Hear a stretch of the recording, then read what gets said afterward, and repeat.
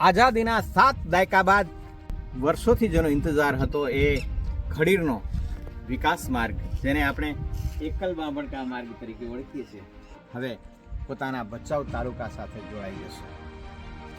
અને એકલ બાંભણકા આ માર્ગ ખડીરના વિકાસના દ્વારને ખોલી દેશે. આ સફેદ રણ એ એવો રણ છે કે જ્યાં અહીંયા ક્રાઉડ પણ નથી અને સાવ ખાલી ખમ ભાસતું આ રણ અને લોકોને અહીં ખેંચીને અહીં આવવા માટે મજબૂર કરે એવો આ રણ આપણે જોઈ રહ્યા છીએ. આ માર્ગના કારણે કચ્છનું જે પ્રવાસન છે એનો પણ વિકાસ થશે. ખડીરમાં આવેલું હડપણ સંસ્કૃતિનું નગર ધોળાવીરા, જે વિશ્વની ધરોહરમાં જેમનું સમાવેશ થયું છે, એ વિસ્તારનું એ સાઇટનું પણ વિકાસ થશે. અને ખડીરના વિકાસના દ્વાર જે અહીંયાથી ખુલશે એટલે આ માર્ગને ખડીરના વિકાસ માર્ગ પણ આપણે કહી શકીએ.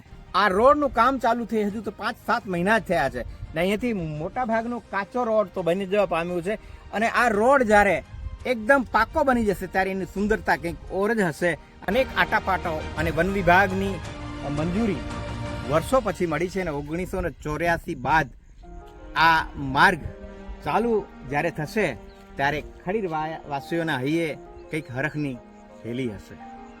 આ રસ્તા માટે અનેકો આંદોલન કરવું પડ્યા, પણ ખડીર માટે આદરણીય પ્રધાનમંત્રી મોદીજી વિકાસ પુરુષ આવ્યા પછી વિકાસના દ્વાર ખોલ્યા.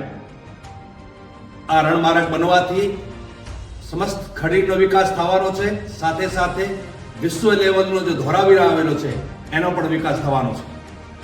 આ માર્ગ બની જતા ખડીરના વિકાસના દ્વાર ખુલી જશે અને વર્લ્ડ હેરિટેજ સાઇટ ધોળાવીરાનો હવે વિકાસ થશે. ખડીર માટેનું આ એકમાત્ર એવો માર્ગ છે જેના કારણે ખડીર વિસ્તારનો વિકાસ થઈ શકે.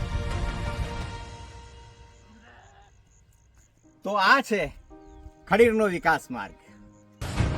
તો ચાલો ખડીરના વિકાસ માર્ગની વાટે